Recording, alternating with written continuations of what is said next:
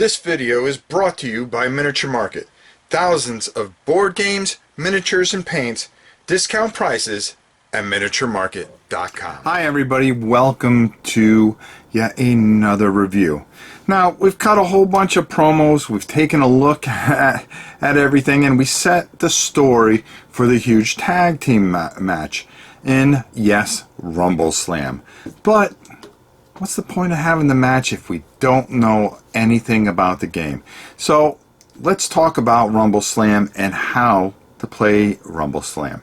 Let's go down to the table and take a look at this unique wrestler. So how does this game work? Well, first of all, your wrestlers come with what are cards, and they have special attributes. Now, to attack, it shows you how many dice you can roll. Your defense, how many dice you are allowed. If you grapple, how many dice you can roll at that particular time, and your dexterity. All these things come into play. Your height is very important. How popular you are, that plays into certain dice rolls. And throw, how far you can throw somebody. Here is your health. So that's how many wounds you can take. And by wounds, you just, when you get wounded, well, you would, actually you can use X's sometimes, or you can just use a dice depending on how many wounds the particular person has. Here is how many actions you can take, and here's how far you can move. This is your cost, and here are your special abilities. On the other side of the card, these explain the different abilities and the damage that they'll do. And by damage, that's where you would take off any damage on the track. And also there is range, or if it is a gap, and how many action points it costs. The ropes can be used as a movement. So if you wanted to do a rope attack, like for instance in this case, this particular wrestler can move up to 5. So he would move his normal move at 1, 2, 3, 4. But then he can bounce off the ropes, and that only costs 1 extra action point. And he can move up to 5 for that. So he would do this, bounce off the ropes, and be able to come this way without expending a ton of action. Now, there are certain abilities that he might have that attribute with that particular move. For instance, he has clothesline knockdown. And what happens on a clothesline knockdown is it costs 2 AP, and then it would cause 1 damage. So he would roll his attack dice. In this case, he gets a white dice and a gold die. Now, our orc brawler here, he has a defense dice, and he has the same dice. These dice will be rolled. In this case, the defense would roll 3. Here would be 3, so nothing would happen on that particular move. But what would happen if, well, for say, the human rolled this? Well, that would be a successful attack, and he would do 1 damage to him, and we would mark it off on his card with either an X or one of these blood things, or like I said, if you have a die. Once you are able to knock all of his health points out, he becomes knocked down. At that point, he would be able to pick him up, rolling off his dexterity, and then be able to throw him 4 spaces out of the ring. Once you are thrown out of the ring, you are eliminated from the game. Once all of your side's players have been thrown out of the ring and cannot return, then the team with anyone standing in the ring is considered the winner. Now, like I said, I wasn't going to explain everything, but there's a lot of strategy that goes into this because it alternates between going back and forth. Once this person moves, he may leave himself open, and then the next person will go, and they would be able to get an attack on you. And you have to be able to plan out certain things and moves. For instance, here is a perfect chance for our red snot hero, who has a movement of 3. No, he wouldn't be able to move this way, but he can move diagonally. As you can see, all these spaces in here.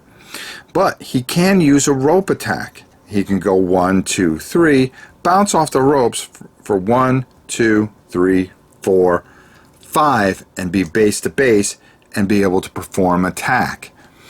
And this would give him the advantage for the time being. Unfortunately, you can only use one guy at a time, which means, well, guess what? Here comes the troll with a movement of 3 to come say hello and decide to pound on our little red snotling. Now, the fantastic thing about this card, it comes with some great basic actions and teaches you quick reference cards that help you along as you play. And it explains the grappler ability, the rope ability. You can also climb on the turnbuckle. There are active abilities, and what you would roll, attack versus defense, or it would be grappling versus grappling for a grappling ability. There's passive abilities and choice abilities, which are just very, very cool. There's also something that we did not talk about, and that is beatdowns. Now, say for instance, in this particular scenario, our human grappler, who has a real beef with the green machine here, decides to attack and rolls 6 stars. And, of course, in defense, the green machine rolls none. Well, by those standards, we've beaten their defense by 6. So that means not only do you do the damage that you normally would do, but you also have effects on this card, such as 2 damage and he becomes dazed. There's also shove and knockdown, and of course you want to knock them down, because once you knock them down you can pick them up and be able to throw them out of the ring, which is exactly the main idea of the whole game, is to clear everybody out in a battle royal type of fashion. Now, let's say it's the other way. There are reversals.